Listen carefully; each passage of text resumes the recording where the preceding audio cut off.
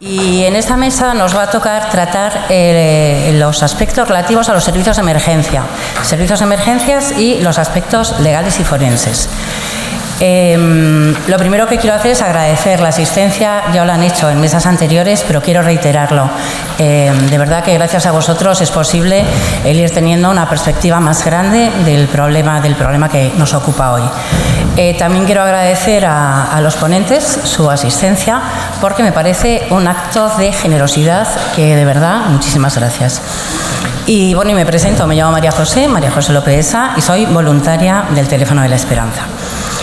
En las mesas previas hemos recibido información y una visión de la respuesta que la sociedad está dando desde una perspectiva sociosanitaria, desde el sistema sanitario y desde el enfoque psicosocial.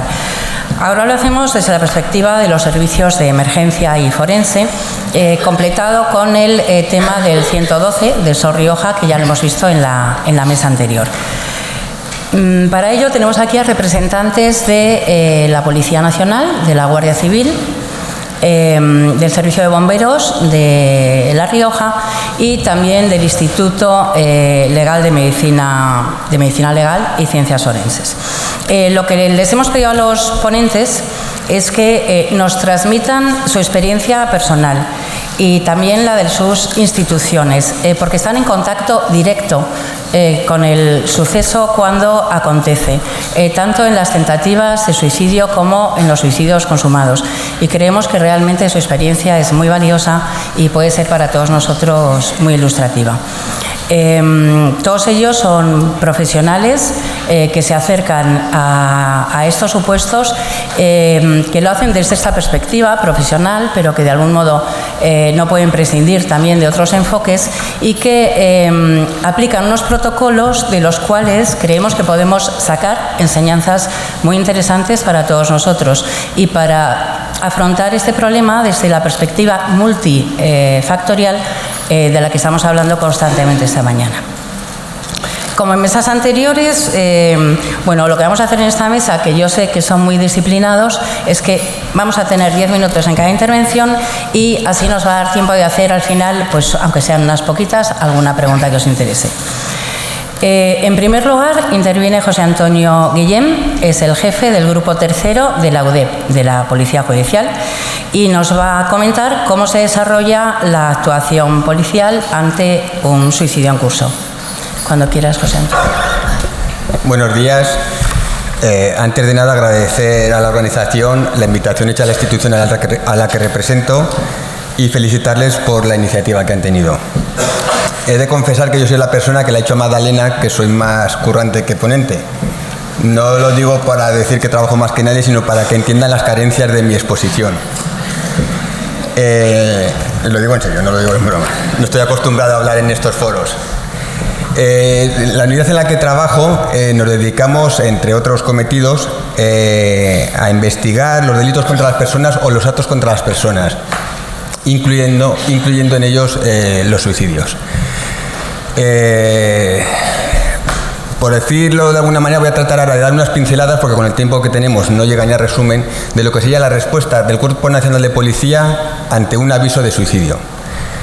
La información o la noticia del intento de suicidio nos llegará normalmente por nuestra sala operativa, bien derivada del 112, bien porque un familiar o un amigo ha llamado a nuestra sala del 091. En función de en qué grado se encuentre la actuación de la persona que necesita ayuda, podríamos decir que nos encontramos en tres fases. La primera, que esta persona haya manifestado a un amigo, a un familiar que tiene la intención de suicidarse. Nos han llegado llamadas incluso desde fuera de Logroño, que tienen un familiar aquí que les ha dicho pues, que se encuentra mal y que se quiere suicidar. Como es lógico, lo primero que tenemos que hacer es intentar localizar a esta persona. Si está en su domicilio, acudiremos allí, o si no nos ha manifestado que se ha ido del domicilio, pues intentar recabar toda la información posible para poder encontrarla. Amigos, lugares que frecuenta, hábitos que tiene, para poner todos los recursos que tienen en nuestras manos, porque aquí colaboran otras unidades, en lograr encontrar a esta persona. En este aspecto también quiero decir que nosotros, tanto con Guardia Civil como con bomberos, dado que en Logroño tenemos está el río Ebro, que a veces es un medio que usan estas personas para quitarse la vida, pues requerimos de su ayuda. Esta fase puede terminar encontrando a la persona en perfecto estado de salud física, quiero decir, con un reintegro voluntario que ella misma quiera volver o desistir en su actuación, o quizá nos encontremos ya en alguna de las dos siguientes fases que voy a comentar ahora. La segunda fase sería que esta persona haya iniciado el suicidio activo. Con un gesto suicida, se haya encaramado en una barandilla, por ejemplo en el río Ebro, se haya puesto haya levantado una pistola apuntándose, utilice un cuchillo y se le acerque a los brazos, o haya iniciado lo que es ya el suicidio, un ahorcamiento, un envenenamiento, haya tomado ingesta de pastillas. En este último caso, si lo ha iniciado y nosotros logramos llegar a tiempo, por supuesto lo primordial es la salud de esta persona y neutralizar el foco lesivo que está causando el estado en el que está. Si llegamos y lo que ha hecho es un gesto suicida, se inicia una negociación. El objetivo de esta negociación es reducir el impulso inmediato de emprender la acción. A este respecto, decir que el Cuerpo Nacional de Policía tiene una red de negociadores nacionales expandida por toda España y con un representante en cada jefatura o en cada comisaría nacional. Estas personas estamos preparadas, tenemos cursos, nunca son muchos, agradeceríamos que fueran siempre muchos más, pero por facultativos, por médicos y por psicólogos, que quizás es la carencia mayor que podemos tener nosotros por nuestro trabajo diario. Llegamos a esta situación y entonces nosotros valoramos la situación. ¿Cómo se encuentra esta persona?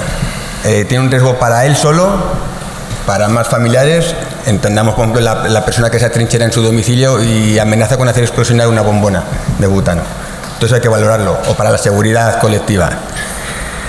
Examinamos el lugar, un espacio abierto, un espacio cerrado. Requerimos de otros cuerpos, bomberos, psicólogos. En función de todo eso, intentamos un acercamiento hasta esta persona. Acercamiento recabando toda la información posible sobre la misma, que ha podido causar el hecho de que esté así. Necesitamos un ambiente tranquilo. O sea, desde luego yo siempre digo a los compañeros que no hay por qué llegar haciendo ruido. Entonces no hacemos más que asustar y espantar. Vamos tranquilos, sin luminosos en nuestro caso. Evitamos curiosos. Y sí que buscamos apoyo de terceras personas. Antes han comentado, creo que era Teresa, una enfermera, que por teléfono, pues un amigo que sea de confianza de esta persona. Siempre recabamos eso y necesitamos todo. Y psicólogos también, por supuesto. La premisa para trabajar en esta fase: paciencia, paciencia, paciencia. Y sin reloj. No podemos llegar y querer resolverlo todo en medio minuto. Muy tranquilos y despacito. Empezaremos esta fase. Yo tenía preparado, hay unas técnicas de acercamiento y contacto, pero claro, con este foro no me siento ni capacitado para decirlas. Las voy a obviar porque ustedes saben más que yo. Sí que sé, lo que aprendo, yo era mal estudiante, entonces siempre me quedaba con el resumen. Lo que hay que evitar decir o hacer en este caso.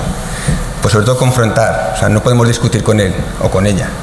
Ni realizar críticas, ni discutir. Nuestra idea es protegerle, acompañarle y transmitirle tranquilidad. Eso es lo que queremos, o lo que tratamos de hacer. En esta fase, el desenlace puede ser que hayamos trabajado bien y que logremos salvar a esta persona, bien por la negociación, bien por una actuación táctica, que incluirían, pues nosotros tenemos grupos especiales, también ellos son, pues la cosa es entretenerle de una manera y que por otro lado se pueda salvar a esta persona. O que por desgracia pasemos a la tercera fase, que quiero enumerar, que es ya que el suicidio se haya consumado. Aquí podemos estar en que nos entre la llamada de que una persona, pues hace mucho tiempo que no sé de mi amigo, o una llamada de alguien que viva afuera: oiga, es que hace días que no sé nada de mi hijo, de mi madre. Y acudamos al domicilio o donde nos diga que esté y ya la encontremos fallecida. O puede ser que en estas búsquedas o en esta negociación pues ya encontremos a la persona fallecida. En este caso nosotros auxiliaríamos a la autoridad judicial, representada en estos casos por el médico forense, en el levantamiento de cadáver y la tramitación de las diligencias oportunas. En este caso, la ley de enjuiciamiento criminal nos dice que, bueno, nos obliga a ser nosotros las personas que comuniquemos a los familiares el fallecimiento de esta persona. Hay veces que cuando llaman ellos, lo han encontrado ellos, no hay que comunicar mucho, pero en otros casos sí. Y últimamente sí que se lo comentaba antes a María José, que sí que requerimos los psicólogos del 112. ¿Por qué? Porque todas las muertes son traumáticas, pero yo en mi experiencia, el sobrevivir a un hijo o sobre todo muertes que uno no se espera, yo creo que hay cosas que en esta vida no sé cómo, sinceramente lo digo aquí, no sé cómo se superan. Entonces sí que, bueno, no sé unos caños extraños, no, al revés, yo invito a los compañeros a que llamen al psicólogo, quedamos en un punto y acudimos a casa de estos familiares y se le comunica la noticia. Finalmente quería aprovechar los minutos que me quedan para exponer la problemática que tenemos en el Cuerpo Nacional de Policía de la incidencia del suicidio. No dejamos de ser miembros de la sociedad en la que nos encontramos y también tenemos el problema de actos suicidas. Sin ir más lejos, en la última semana del mes de agosto fallecieron 4 compañeros por suicidio en España. Uno de ellos en servicio, estaba prestando servicio. La media suele ser 8 o 9 suicidios al año. Como es lógico, al tener acceso a un arma lesiva, la mayoría es por disparo, por arma de fuego, a cañón tocante, bien sea en la sien, bien sea en la boca. Ante esto, la Administración ha estado trabajando varios años, ha sido una comisión mixta entre Administración, sindicatos y técnicos facultativos, y llamé ayer a Madrid y está previsto que en meses salga el protocolo para la prevención de los suicidios en el ámbito del Cuerpo Nacional de Policía. Entre otras cosas, tiene previsto incrementar el número de facultativos que nos puedan atender. A día de hoy, ¿qué tenemos? Hay técnicos superiores que nos ayudan, hay cursos de formación, se nos imparte cursos de formación tanto en la gestión emocional y contra el estrés como en la actuación ante incidentes críticos, y hay asociaciones pues que han hecho compañeros de policía local de otras plantillas, que es como es Cero Suicidio Policial, Vive CNP, que nos ayudan, que ayudan a las personas que tengan algún problema. Y con esto creo que... Muy bien. Pues muchas gracias por la atención.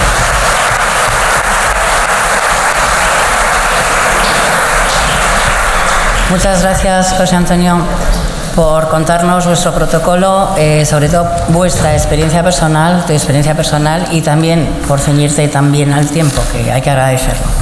Bueno, en segundo lugar, va a hablar Adelo Manuel Moya Fernández, que es comandante psicólogo responsable del área clínica del Servicio de Psicología de la Dirección General de la Guardia Civil.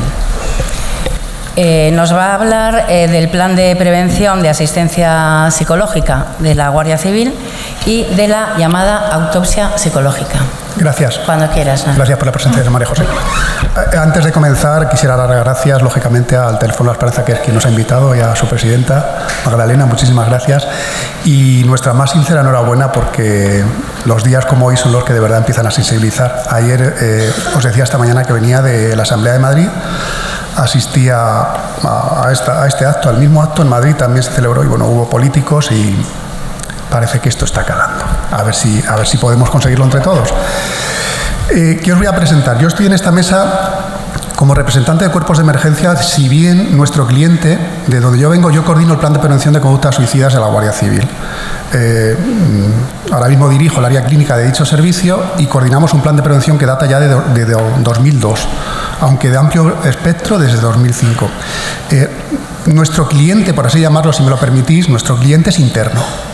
O sea, nosotros, el Servicio de Psicología, salvo casos muy puntuales, trabaja para cliente interno, o sea, para los guardias civiles. No nos dedicamos a hacer intervenciones, como nos ha dicho el compañero, a nivel externo. Tratamos del suicidio dentro de la Guardia Civil. Me gustaría tener mucho más tiempo para que vieseis de verdad en detalle todo lo que hacemos, porque esta mañana comentaba con los representantes del teléfono de aquí de La Rioja la importancia que tiene el plan que se ha instaurado ahora mismo, que se ha puesto en marcha, que se ha diseñado y se ha implementado en La Rioja, Pero, por supuesto, un plan, ahora está muy en boga hacer los planes, pero no podemos dejarlos en el papel. Es fundamental pasar las medidas a acciones. El papel, ya saben que, en fin, lo aguanta todo, pero hay que pasar a acciones. Nosotros, desde 2005, en este plan que les digo, pasamos del diseño, que fue muy rápido, fue un estudio de investigación, pasamos a las acciones de forma inmediata. Ya veníamos de antiguo, ¿vale? Ya veníamos de antiguo. Antes de empezar, solo por ponerles contexto, les digo qué hacemos en el servicio de psicología. Esa es el área que yo dirijo, que es el área clínica, y entre otras funciones, de la cantidad de ellas que desarrollamos en el servicio de psicología, tenemos un equipo especialista en conductas suicidas, como ahí ven, y nos encargamos del plan de prevención, que es el que yo mismo coordino. Para que vean un poco, repito, solo por contexto, ahora mismo estamos 44 psicólogos en la Guardia Civil, somos facultativos y estamos diseminados por toda España, como ahí ven, y creemos que necesitamos pues todavía más profesionales. Es una de las medidas que estamos, lógicamente, solicitando para que se tengan en cuenta. Como les decía al principio, tenemos un plan establecido, al menos ya con medidas muy antiguas desde el 84, pero como plan de prevención de 2002. En 2002 se crea un primer plan de prevención de conductas suicidas en la Guardia Civil. Se empiezan a tomar medidas, se empiezan a implementar, se empiezan a hacer acciones, y cuando llegamos a 2005, que es lo que ahí ven reflejado, llegamos ya a un plan de amplio espectro con un montón de medidas donde ya intervienen muchísimos más psicólogos facultativos que acceden ya en el año 2003-2004 al cuerpo de la Guardia Civil, facultativos psicólogos, y que se encargan de poner en marcha un montón de medidas, entre ellas un teléfono de atención psicológica que ahora verán de 24 horas. Yo ahora mismo estoy coordinando este plan a la vez que soy un operativo del plan. Como decía mi compañero Policía Nacional, yo vengo de trabajar, yo ahora mismo estoy con este teléfono y acabo de derivarlo a un compañero para que se haga cargo de él. O sea, a la vez que coordino el plan, me dedico a contestar llamadas de compañeros en crisis. En 2010 ampliamos este plan, le cambiamos el nombre, pero bueno, no deja de ser nuestro plan de prevención de conductas suicidas. Hemos entendido aquí, y por lo que estoy recibiendo en las intervenciones esta mañana, esto es un esfuerzo de todos. O sea, los profesionales estamos aquí, bueno, los profesionales yo creo que sí estamos sensibilizados, los que nos dedicamos a esto, ¿no? Ahora estamos en que hay que sensibilizar al resto, ¿no? Al resto a quien nos toque o a quien le toque, ¿no? A mí en este caso no me toca, pero bueno, entiendo que así tiene que ser. Nuestro plan de prevención contiene 3 tipos de medidas, que es prevención, ya se ha hablado esta mañana algo aquí en los servicios de salud, prevención primaria, secundaria y terciaria. Voy a desglosar muy rápidamente, de forma muy sucinta, porque no hay tiempo para más, pero las medidas, las acciones que realmente ponemos en marcha y que cada año resumimos en una memoria son las que paso a relatar muy por encima. Las primeras, pues miren, la creación de un equipo especialista en conductas suicidas. Ahora mismo está compuesto por 5 personas. Ese equipo, yo pertenezco a ese equipo a la vez que lo coordino. En este caso, evaluamos a candidatos en ingreso. Ahora mismo hay un proceso de ingreso que se está desarrollando en Valdemoro y estamos en pleno proceso, y todos los psicólogos de la Guardia Civil están en estas entrevistas haciendo screening. Hacemos una evaluación lógicamente amplia y hacemos screening de riesgo suicidio en los que ingresan. También hacemos competencias, desarrollamos talleres de competencias y conferencias. Ahora mismo estamos desarrollando una conferencia a nivel nacional a todos los componentes de la Guardia Civil hasta nivel de empleo de capitán, y habremos llegado ya a nivel de septiembre a unos 35 o 40.000 componentes. Estamos con charlas de sensibilización. Hacemos más cosas, contenidos divulgativos, este es uno de ellos. Hemos ido haciendo dípticos de todo tipo. Ahora mismo tenemos uno, a la vez que estamos con los compañeros, dando charlas de 50.000, una edición de 50.000. Estamos en atención primaria, nos parece esencial la atención primaria. De aquí nace la sensibilización, ¿no? Este es el díptico actual, y ya queremos implicar a los compañeros y a las parejas, no a las personas que están en riesgo y tienen factores de riesgo, sino a las parejas y a los compañeros.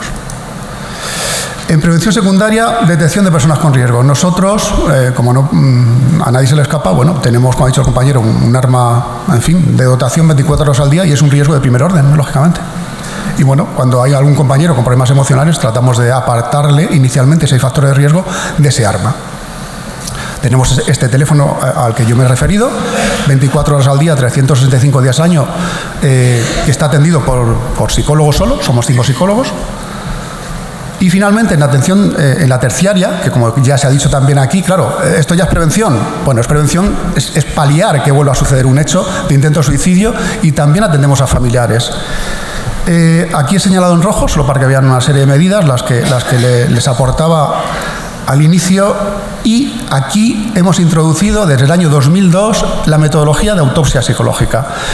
La llevamos a cabo tanto en intentos como en tentativas, como en consumados. Tentativas no, porque las hemos apartado, intentos y consumados.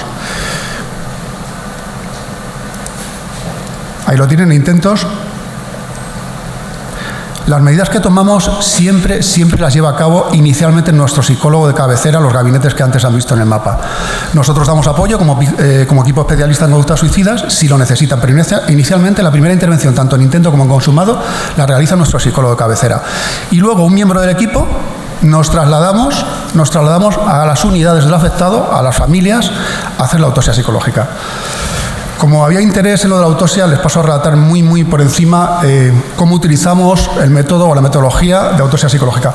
Solo porque lo tengan en cuenta y para que dejemos de lado un poco lo que aparece en prensa sobre la cantidad de suicidios que hay en la Guardia Civil y por asociación en policía, esta es la línea de tendencia que tenemos en los últimos 14 años y estos son los datos, no hay otros datos de Guardia Civil.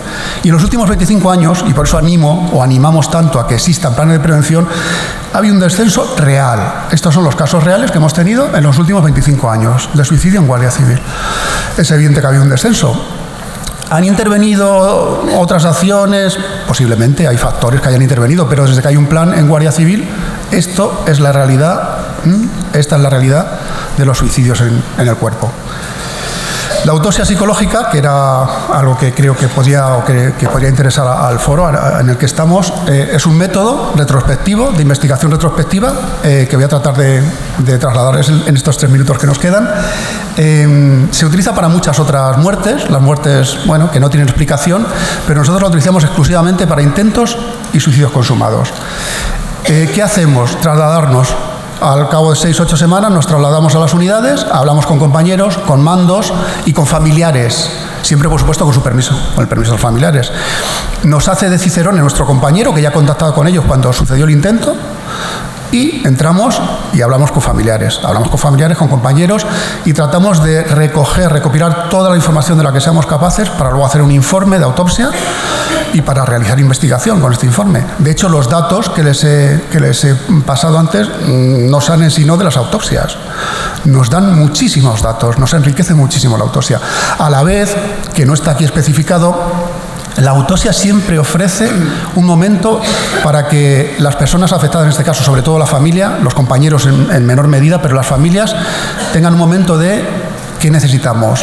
Le abrimos de nuevo las puertas, siempre le decimos aquí está nuestro psicólogo, si necesitáis algo más, estamos dispuestos a ayudaros, que no se suele hacer en autopsia psicológica, nosotros sí lo hacemos. Estas son las áreas que investigamos en autopsia psicológica, en profundidad, muy profundamente. Empezamos a hacerla ya en 2002 con psicólogos y 2005 masivamente con el equipo de conductas suicidas.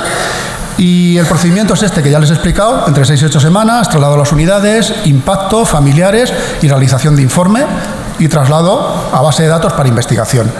Ahora mismo hemos metido finalmente estos cuestionarios porque estamos realizando investigación con un colega vuestro del Instituto de Medicina Legal de Sevilla y con la Universidad de Sevilla, y estamos haciendo también valoración clínica, pero ya con cuestionarios clínicos. Nosotros lo hacíamos a otros niveles, a nivel más cualitativo, pues si existía trastorno, y ahora lo estamos haciendo con cuestionarios clínicos. Estos son los últimos que hemos introducido y llevamos 1 año y medio investigándolo y a ver qué nos ofrece, ¿no? Solo puedo deciros que, habréis leído hasta la saciedad, esta mañana se ha dicho aquí que entre el 80 y el 90%, o se dice mucho en el ambiente clínico, de los suicidios en población general hay un trasfondo de trastorno mental. Nuestros datos no nos llevan a eso. No sé qué nos dirán estos cuestionarios, pero hasta la fecha tenemos, y están estudiados los últimos 25 años, un 30%, 30 y poco, depende de los cortes secuenciales que hagamos, de trastorno mental diagnosticado. El resto no es trastorno mental. Puede haber rasgos anómalos, puede haber mucho sufrimiento, por supuesto, puede haber desesperanza como rasgo, pero no hay trastorno. No sé si es, evidentemente, porque podamos estar o seamos más resilientes por pertenecer a la Guardia Civil o porque estemos formados en ello, pero hay menos índice de trastornos en suicidio.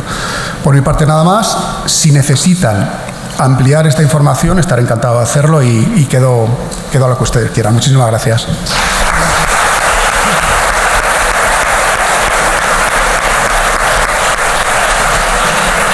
Muchas gracias, Adelo.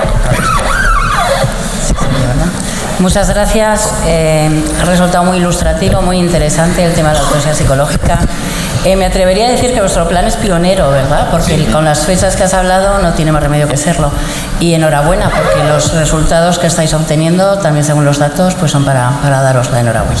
Gracias a ti. Por penúltimo, interviene ahora Óscar Martínez Cabezón, es bombero del Servicio de Extinción de Incendios del Ayuntamiento de Logroño, y su intervención va a versar sobre la actuación y activación de los protocolos de actuación, los recursos que se movilizan en estos casos y los diferentes tipos de intervención. Muchas gracias, buenos días. Ante todo, agradecer al Teléfono de la Esperanza la invitación que haya tenido a estas jornadas y en representación de todo el cuerpo y el Servicio de Extinción de Incendios y Salvamento del Ayuntamiento de Logroño, agradecer que nos habéis invitado. Quería hablar un poco de qué tipos de actuación tenemos nosotros. En principio está un poco idealizada la idea del salvamento de bomberos, pero tenemos diversos tipos de actuaciones. Los protocolos los suelen iniciar, como ya hemos dicho en otros servicios, desde el SOS Rioja. El SOS Rioja nos va a movilizar, pero tanto policía local, en este caso de Logroño, como en algún caso familiares, nos suelen movilizar. Por simplificar un poquito, nuestra actuación se va a dedicar, en primer lugar, a tentativas de suicidio y a suicidios consumados. Aquí no me voy a ampliar mucho la información, pero en cuanto a los suicidios consumados, lo que hacemos es ayudar a otros cuerpos de seguridad a recuperación de cadáveres. Principalmente nuestra actuación se dedica a las tentativas de suicidio. Normalmente solemos movilizarnos para una actuación en el ámbito de Logroño unos 5 bomberos, actualmente con 2 vehículos. Solemos llevar, por la especificidad de estas intervenciones, un vehículo de altura y cualquier otro vehículo, ya sea de salvamento o de movilidad. La mayoría de las intervenciones van a ser para colaboración con otros cuerpos de seguridad. Vamos a colaborar con Policía Nacional o con Guardia Civil o con sanitarios, porque la mayoría de nuestras actuaciones son para facilitar el trabajo de estos efectivos. Tenemos muchas tentativas de suicidio en interiores. ¿A qué me refiero? Tenemos que facilitar la entrada a edificios, a instalaciones, a apertura de puertas de muchos edificios. Para ello movilizamos muchos recursos que este tipo de servicios no tienen. Solemos hacer aperturas de puertas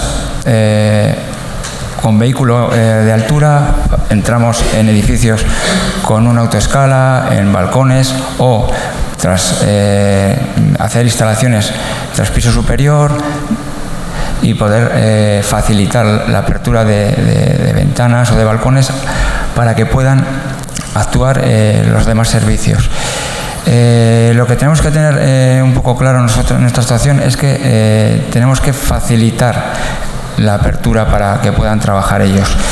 Es muy importante toda la información anterior a nuestra actuación, tanto el SOS en primer instante como cuando llegamos a las actuaciones, necesitamos que nos faciliten mucha información de la persona que vamos a atender. Como ya habéis comentado, son personas que en muchos casos tienen algún trastorno o están depresivas y que pueden tener mecanismos de autolesión o pueden tener comportamientos violentos. Entonces, a la hora de nuestra actuación, tenemos que ayudarnos para que tanto la persona a la que vamos a salvar como nuestra integridad pues podamos actuar de forma segura, por decirlo de alguna manera. Aparte de todas estas actuaciones en interiores, cómo no, actuamos en exteriores, ¿no? Nuestras actuaciones en exteriores, cada una va a ser diferente. tenemos la idea de que muchos suicidas o personas que con tentativas de suicidio se encaraman a edificios de grandes alturas, ya sean en tejados, en terrazas, en grúas. Pero en muchas otras ocasiones nosotros en nuestro entorno tenemos las actuaciones en el río, ¿no? Para ello, según la información que nos vayan dando, tendremos que movilizar diferentes recursos, sobre todo si nuestra actuación es en el propio río, que para eso movilizamos unos equipos de protección específicos, llevamos barca, etcétera. Bien, sobre nuestra actuación en particular, nuestras pautas de actuación, no me voy a extender mucho porque, como ya sabéis, bueno, vosotros sois profesionales y a la hora de establecer una relación con en este caso con la persona que está en problemas, pues tenéis más recursos, bueno, muchos más recursos que nosotros, efectivamente. Como ya he comentado, a la hora de hacer una intervención con una persona que esté en un problema o en una tentativa de suicidio, lo que necesitamos es, como ya he dicho, mucha información. Nuestro acercamiento al caso en particular necesita tanto la colaboración con Policía Nacional, con el SOS Rioja, para que nos indiquen qué datos nos pueden facilitar nuestra actuación, datos de familiares, qué problema puede tener en ese momento, qué le ha llegado a esa situación o incluso qué enfermedad, si es el caso de comportamientos psicóticos o de esquizofrenias, etc. Cuanto más información tengamos, más nos puede facilitar la actuación en caso de que tengamos que intervenir con ellos directamente. El acercamiento a nuestra situación, a esta emergencia, como ya ha dicho el compañero de Policía Nacional, se procura hacer sin llamar la atención, por decirlo de alguna manera. En el Parque de Logroño tenemos más o menos un tiempo de respuesta entre 2 y 3 minutos, entonces el acercamiento va a ser prácticamente inmediato y solemos hacerlo sin señales acústicas, sin luces, intentando hacer un acercamiento tranquilo y pausado. Sabemos que la persona que está en ese momento, pongamos encaramado en un tejado, en un edificio, una grúa, etcétera, está en un estrés emocional, en una situación de angustia que si llegamos nosotros haciendo más ruido o llamando más la atención, puede que ese comportamiento impulsivo pues tenga un final malo. Bien, como decía, que aparte del acercamiento, en todo momento tenemos colaboración con los medios que haya en ese momento, para, sobre todo, si tenemos que subir o tenemos que hacer alguna situación de ataque un poco difícil a donde esté encaramado, informar en todo momento de lo que vamos a hacer. Tenemos que tener un poco en la idea que nosotros no estamos ahí para hacer una actuación psicológica con el afectado. Nosotros estamos para solucionar un problema lo más rápido posible, no, lo más seguro posible, tanto de la persona que esté afectada como en nuestra seguridad. ¿A qué me refiero? Que cuando estamos en contacto directo con la persona intentamos pues alargar la situación, pero teniendo en cuenta en la cabeza que en cuanto podamos solucionar y acabar con la intervención, lo tenemos que hacer.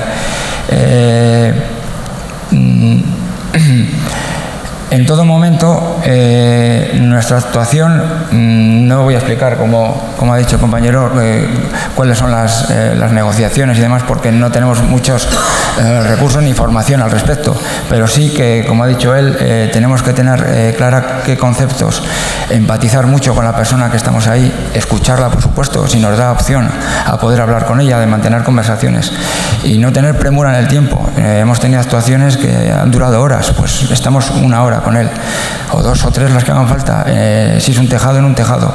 Y si podemos conversar con él, escucharlo, pues lo escucharemos. Mantener los silencios, pues estamos en silencio. Pero en todo momento no tener prisa a la hora de solucionar el problema. Otra cosa que tenemos mucha importancia es la comunicación no verbal a la hora de acercarnos al accidentado en este caso. Paciencia, no actuar, no gritar con él. Tenemos que empatizar y dar una sensación en lo posible de calma. Tenemos que pensar que nosotros estamos actuando directamente con él, pero 2 o 3 compañeros van a estar cerca para la hora de poder acabar rápido con la situación. Más detalles que podemos tener en este tipo de actuación.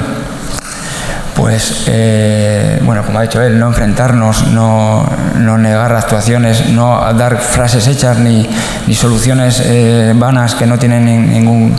La situación no le podemos decir que está bien porque no está bien para él y le tenemos que apoyar. También, por dar alguna curiosidad, son situaciones donde la persona que está en un estrés térmico, tiene frío porque están en situaciones malas, está en un estrés emocional y todo lo que sea, incluso darle algo de ropa, como ha llegado a le damos ropa, tomar nuestros chaquetones, podernos acercar con él con tranquilidad, empatizar con él para intentar alargar la situación. Y ya por último, para acabar, una cosa bastante importante y nos ha tocado en todas las actuaciones que tenemos con este tipo de personas, la privacidad. Son personas que a la hora de entablar relación con ellos, a la hora de cuando tenemos una actuación con un final satisfactorio, que lo podemos regresar y demás, se tiene que intentar a ver cómo lo digo de una manera, no esconderlo, pero sí que su privacidad. Son situaciones donde hay mucha gente mirando, donde hay muchos familiares o hay mucha gente que puede molestar, enturbiar la situación. Pues cuanto más privado él se encuentre, cuanto menos gente tenga relación con él en ese instante, pues facilitará luego que los demás recursos, vosotros, psicólogos, asistentes sociales, sanitarios, pues faciliten las siguientes actuaciones. Bien, no tengo mucho más que añadir, que muchas gracias. Muy bien, muchas gracias. Vale.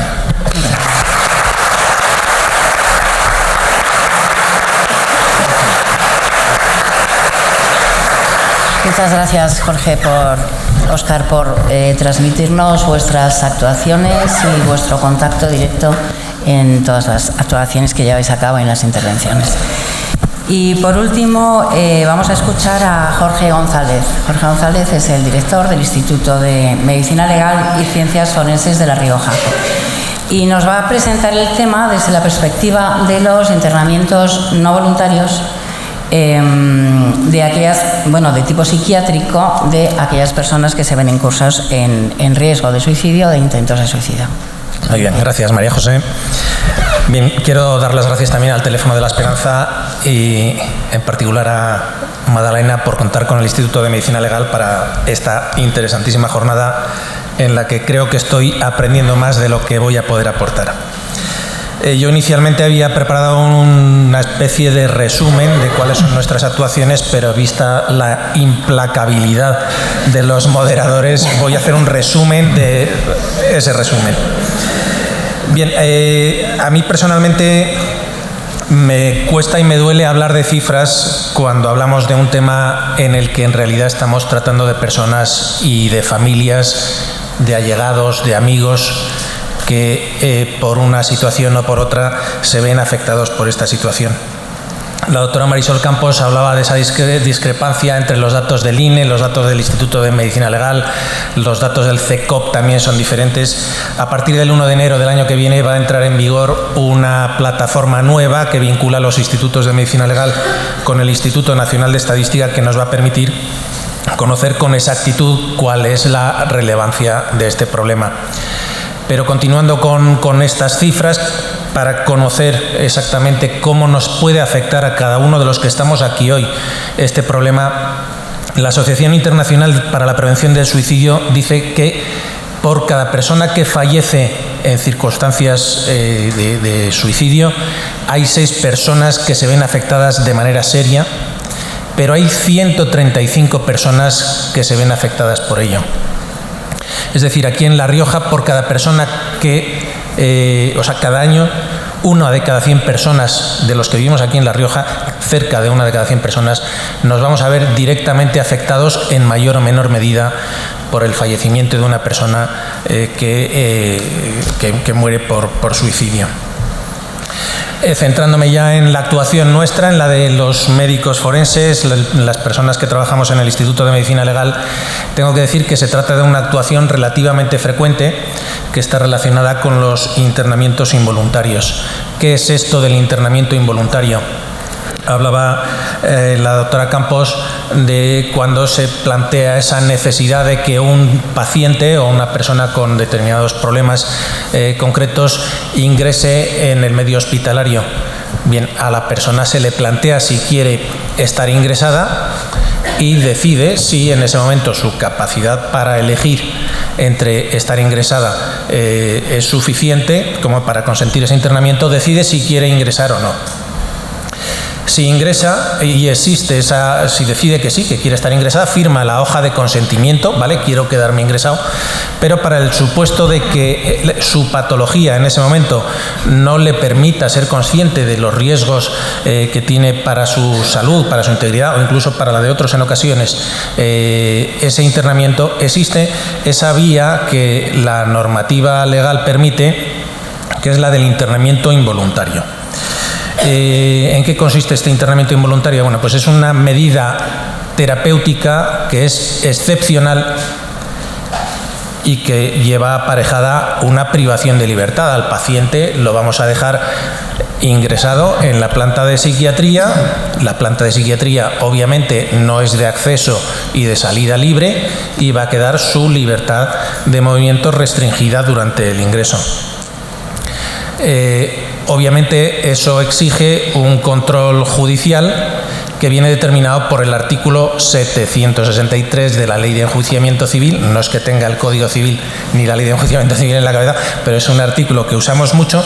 Lo que no me sé literal es el texto del punto primero y lo leo y voy a hacer un alto para diferenciar los dos tipos de internamientos involuntarios. Dice: la autorización será previa a dicho internamiento, salvo que razones de urgencia hicieren necesaria la inmediata adopción de la medida. Bueno, ya vemos que es una medida terapéutica excepcional que se emplea únicamente con criterio terapéutico. A principios del siglo pasado, cuando uno tenía un enemigo y lo quería quitar de la circulación, lo ingresaba en un psiquiátrico y se quedaba con todos sus bienes si podía, pero eso ya no se da y entonces esto está bajo, esta situación se da bajo la supervisión del juez. El juez no ordena el internamiento del paciente en psiquiatría, no lo ordena. El juez autoriza, el juez sustituye esa capacidad del paciente para quedar ingresado. Hemos dicho que no está capacitado. No quiero quedarme, pero usted no está capacitado. Bien, es el juez el que sustituye esa capacidad del paciente y digamos que firma el consentimiento en lugar del paciente, pero para eso oye a un facultativo, según dice el punto tercero de ese mismo artículo que he dicho antes, que es el 763 de la Ley de Enjuiciamiento Civil. Claro, nosotros en situaciones concretas en las que existe un riesgo para la vida del propio paciente, lo que hacemos es tener en cuenta esa serie de factores o de predictores del suicidio, como puede ser el que verbalice ideas suicidas, el que haga planes, el que disponga de los medios, es obvio si tiene armas o si dice decido ahorcarme y tiene un medio ahí que le permita pasar al acto, el haber sufrido crisis familiares o crisis económicas recientes, el que haya tenido tentativas anteriores, el que haya antecedentes familiares. Bueno, pues todas esas circunstancias a los médicos que vamos a evaluar si es pertinente ese internamiento nos va a servir para determinar que sí, que esa persona necesita, dado ese riesgo de autoagresión, que necesita estar internado. Digo que el juez autoriza, pero claro, el juez me va a perdonar, no sé si hay algún magistrado o algún juez aquí, el juez normalmente sabe poco de medicina, de la misma manera que yo sé poco de derecho. Entonces el juez, como he dicho antes, oye al facultativo, que somos nosotros, el punto tercero ese del artículo, y nos dice que médico forense, esta persona realmente está tan mal como para que le privemos de su libertad y permanezca ingresada sin poder moverse libremente. Entonces nosotros, en base a estos factores predictores del suicidio, le diremos: sí, señoría, está mal, está en riesgo, tiene los medios, está verbalizando que va a hacerlo, se está preocupando por las repercusiones que van a quedar para sus familiares. Ay, ¿qué pensarán mis hijos si lo hago? ¿Qué pensará mi mujer? Bueno, eso nos tiene que llenar de alerta y de alarma ante una verdadera ideación autolítica que puede acabar con esa conducta y ese paso al acto y ese suicidio. Volviendo a ese artículo primero que hacía referencia, el punto primero de ese artículo al que hacía referencia, nosotros distinguimos dos formas de actuación. Dice el artículo: la autorización será previa a dicho internamiento. Claro, normalmente lo que hacemos es acudir cuando se detecta esa posible situación de riesgo, bien a través de servicios sociales, bien a través de la familia, que acude al juzgado y dice: mi familiar creo que padece en este momento una situación con un ánimo depresivo, tiene los medios, pues todas estas situaciones de alarma a las que he hecho referencia, y el juez nos dice: vete a ver si necesita estar ingresado. Entonces nosotros hacemos la evaluación, emitimos el informe y se actúa con toda la celeridad y toda la urgencia. Se desplazan los servicios de emergencias y hacen el traslado al hospital. Eso que inicialmente es la parte preliminar de ese artículo, que debería hacernos pensar que es la más importante y la que con mayor frecuencia se da, es la que se da con menor frecuencia, puesto que normalmente estamos en la otra parte de este artículo, de este punto, salvo que razones de urgencia hicieren necesaria la inmediata adopción de la medida. Cuando hay una razón de urgencia que hace necesaria la inmediata adopción de la medida, normalmente es el médico de atención primaria o el psiquiatra que atiende en urgencias al paciente el que decide ingresarlo, y tiene un plazo de 24 horas para notificar por el medio, por FAS, normalmente es un FAS para que quede constancia, tiene que notificarlo al juzgado.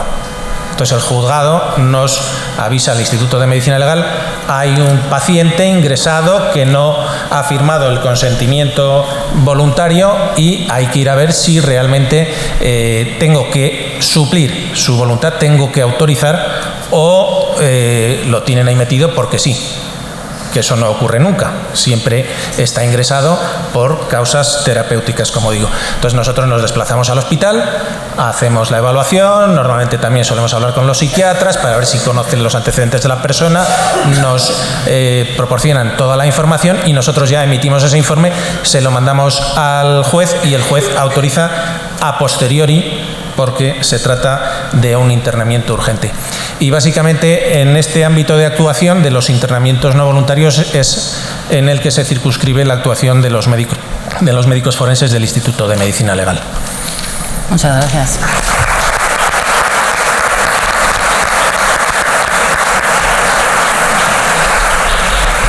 Gracias, Jorge. Nos has hablado, lo digo porque vamos a ver, no queda tiempo para hacer un turno de preguntas, pero a mí se me queda una pequeña cosa ahí suelta. Vosotros sois los primeros que entráis en contacto en los casos de suicidio consumado con los familiares. ¿Tenéis ahí algún protocolo de actuación, de contacto, de ese primer contacto con familiares? Bien, no está definido como protocolo como tal, pero nuestras buenas prácticas Bueno, concretamente en el año 2007, en los encuentros que celebramos cada 6 meses los directores de institutos de medicina legal, ya se planteó esta necesidad de actuar con esas buenas prácticas. Cuando nosotros llegamos a un lugar en el que se ha producido un acto suicida y en el que está la familia obviamente afectada en una situación de crisis, nuestra obligación desde el punto de vista ético y de las buenas prácticas es informar a la familia, detenernos durante el tiempo que sea necesario. Normalmente suele estar también los equipos de la ERIE, que suelen estar allí, coincidimos con demasiada frecuencia para lo que sería ideal. Y nosotros sí que en nuestras buenas prácticas, como digo, está ese proporcionar toda la información posible a la familia. Las familias en ese momento están absolutamente desorientadas, no saben qué es lo que tienen que hacer, no saben a quién tienen que recurrir, no saben, ni siquiera son capaces en ese momento de crisis gestionar los temas que conlleva cualquier tipo de fallecimiento. Entonces, en nuestra obligación ética está el de detenernos, como digo, y proporcionarles la información que sea necesaria. Normalmente solemos ceder o dejar o entregar el teléfono del Instituto de Medicina Legal por si la familia, en el transcurso del tiempo que sea o cuando finalizamos la autopsia, necesita conocer algún dato que obviamente no comprometa la investigación, que toda muerte violenta, en este caso estamos hablando de una muerte en la que influyen factores externos y es susceptible de investigación policial y forense. Les dejamos nuestro teléfono para que contacten con nosotros y se les proporciona toda la información que el estado de las diligencias procesales permita. Muy bien. Muchas gracias, Jorge. Bueno, gracias a los 4. Creo que a través de vuestras intervenciones nos hemos aproximado un poquito más a esta perspectiva multifactorial que el suicidio y la prevención del suicidio requiere para que la sociedad podamos adoptar soluciones que sean eficaces. Muchas gracias.